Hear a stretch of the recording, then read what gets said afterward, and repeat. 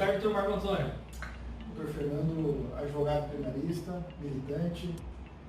E, doutor, eu queria saber a opinião do senhor a respeito dessa questão bastante atual que versa sobre o artigo 316, parágrafo único do Código de Processo Penal, e a forma como a jurisprudência tem lidado com isso, e especialmente o Supremo Tribunal Federal, que se degladiou em torno desse assunto, no caso em que o ministro Marco Aurélio relaxou a prisão e mandou soltar um sujeito que acabou se tornando famoso, caso de repercussão nacional, e logo em seguida a liminar foi cassada pelo presidente do Supremo Tribunal Federal e o plenário confirmou essa decisão.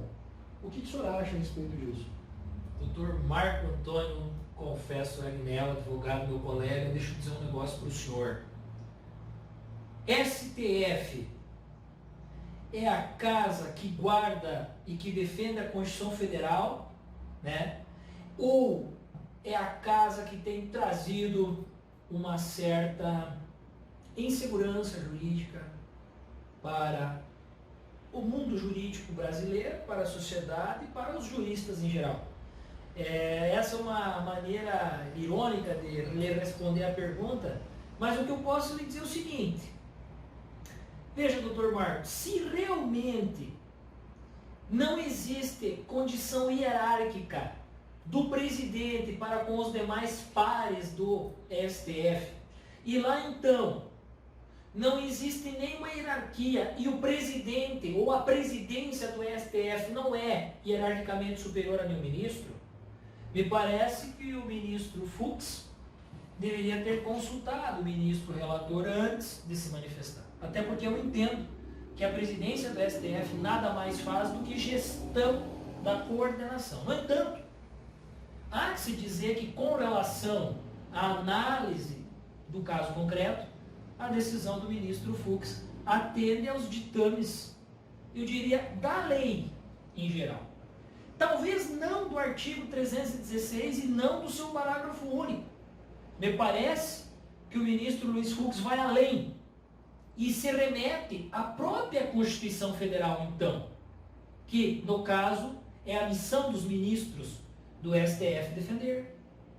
Te respondo dizendo o seguinte: nenhum e nem outro deram uma resposta que não poderia ser dada do ponto de vista jurídico. São respostas que eu entendo tecnicamente corretas, mas que desagradam a sociedade ao passo que causam uma confusão enorme na mente do cidadão, que não entende mais como que um ministro manda soltar e o outro manda prender, doutor.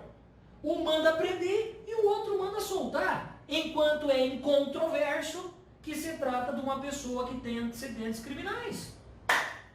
Diga para mim você, doutor, que é estudante do direito, o que a sociedade tem vivido. Porque afinal, doutor, desculpe me interromper, o senhor já ia falar, mas eu quero dizer, a lei não é feita para ser cumprida? Que diz o artigo 316, doutor, parágrafo único. Pois é, doutor Fernando, essa é uma discussão extremamente interessante, porque é muito conflitante o disposto no texto legal e o que os juízes e a jurisprudência têm interpretado desse artigo. Porque, até algum limite, a interpretação ela deve guardar certos parâmetros de respeitar a vontade do povo externada pelos seus representantes no parlamento. Perfeito. Então, o artigo 316, parágrafo único do Código de Processo Penal, dispõe de uma maneira muito cristalina, extreme de dúvidas, de que a cada 90 dias a prisão preventiva deve ser revisitada pelo juiz que a decretou. E existe um motivo para isso. O motivo é que o legislador entendeu que o juiz não pode mais esquecer no cárcere aquele que ele mandou prender preventivamente. Eis um problema, eis um câncer da sociedade brasileira, que é a superlotação carcerária e que atende essa superlotação carcerária, há muitas vezes a mais de 40% da população carcerária se tratar de réus e presos provisórios. É isso que o senhor diz, doutor? Perfeitamente, doutor. Doutor, eu tenho que lhe cumprimentar, lhe aplaudir, porque no fundo é o seguinte, ou seja, então o senhor quer dizer o seguinte, que a lei foi criada, o pacote anticrime foi aprovado, né? Depois nós vamos tratar no segundo momento, no segundo bloco, numa segunda oportunidade, para que as pessoas que têm interesse disso possam também ir se inteirando. Se a vontade era do Sérgio Fernando Moro, se a vontade era do presidente Bolsonaro, isso já não faz mais sentido em se discutir. O fato é que o pacote anticrime foi aprovado com a redação do parágrafo único do artigo 316, é lei, está em vigor, e eu entendo que o senhor quer que isso seja observado pela sociedade. Porque realmente tem muita gente presa. E aqui o que nós vamos fazer como advogados é a defesa de pessoas, é a defesa da liberdade. Talvez sejamos nós advogados criminalistas, os maiores guardiões da Constituição Federal. Somos nós da advocacia criminal que batemos no artigo 5º, que relembramos que a liberdade é um direito assegurado na Constituição Federal deste país. E o que eu vejo o senhor fazendo agora é um resgate disso. Perfeitamente, doutor. Nesse sentido, né, se o senhor me permitir uma pequena intervenção, é preciso que o Poder Judiciário se atente que ele não pode ultrapassar o limite que a própria lei determinou. O que é do legislativo é do legislativo, o que é do judiciário é do judiciário. Exatamente. Se a prisão deve ser declarada ilegal, a consequência de uma prisão ilegal é o relaxamento da prisão. E os tribunais hoje, né, nessa interpretação bastante esquizofrênica, dizem que, tudo bem, a prisão então é ilegal, mas não cabe relaxamento da prisão. Vamos devolver os autos ao juiz de primeiro grau para que ele, dessa vez, reanalise a prisão, independente de ter desobedecido ali o prazo de 90 dias que a lei determinou. Doutor, veja, é importante que o nosso amigo do YouTube, a pessoa que curte os nossos vídeos no Facebook, os nossos vídeos no YouTube, enfim, entenda o seguinte: a questão não é adstrita e unicamente, tão somente com relação ao garoto lá que é famoso, que é o André do Rap.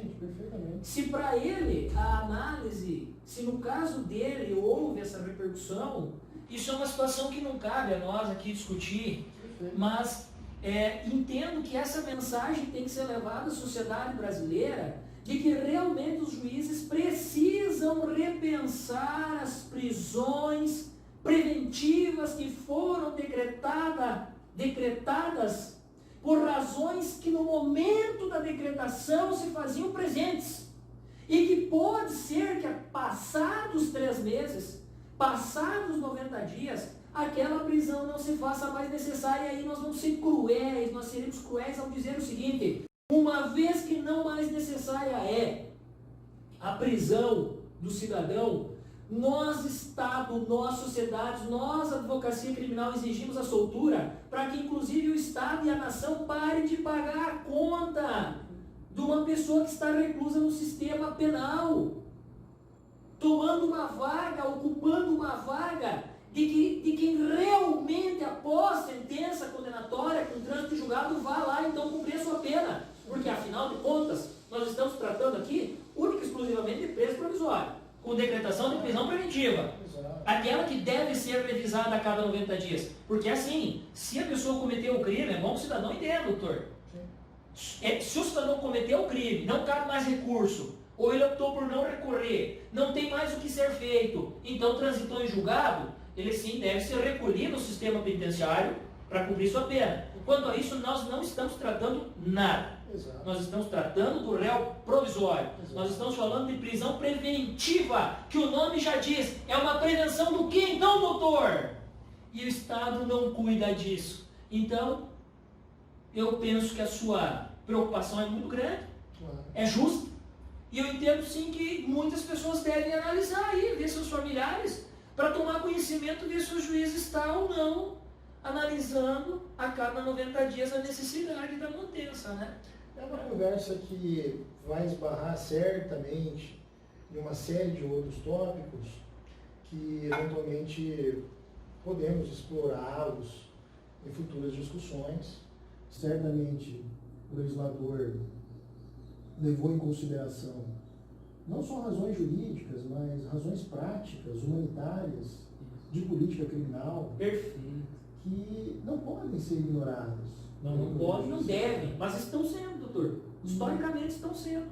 Perfeitamente. E assim, doutor, eu acho que é um momento em que a advocacia ela deve se levantar, não pode ficar calada, não pode aceitar esse tipo de violação. Toda interpretação deve ser respeitada, mas do ponto de vista da advocacia criminal, sem dúvida, isso constitui uma violação a um direito fundamental. Doutor, então vamos levar uma resposta. Vamos tentar tratar da solução. Nosso propósito nessa linha de estudos é também trazer uma proposta, uma possibilidade de resolução desse conflito no mundo jurídico. Doutor, veja bem se o senhor se associa a mim. O que poderia ser feito, então, nesse caso, para evitar esse tipo de decisão conflituosa ou polêmica?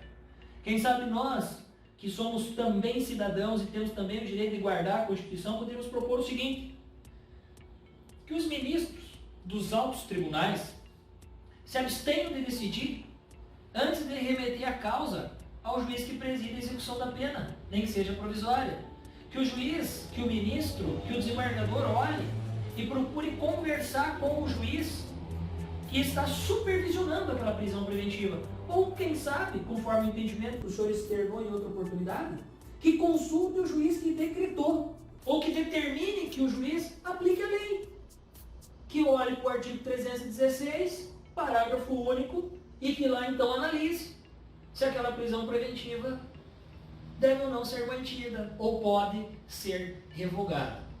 É isso, doutor. O senhor propõe? Certamente, doutor. Essa é a solução.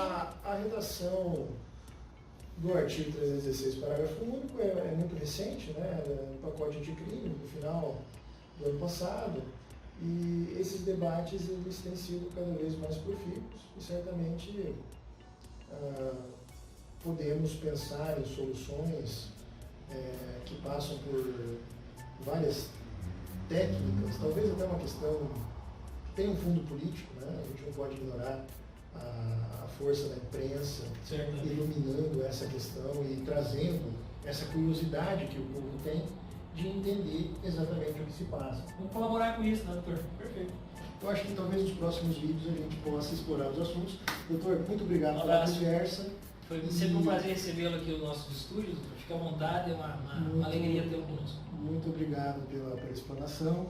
A gente agradece a atenção do espectador e aguardem aí os próximos vídeos que certamente exploraremos assuntos de relevância, tanto no direito quanto na política. E eu acho que talvez, assim, né, doutor, essas discussões precisam de um clareamento, a gente precisa discutir, vamos debater e a gente está disposto a isso. Advocacia em ação, em nome do povo, por bem da nação. Muito obrigado.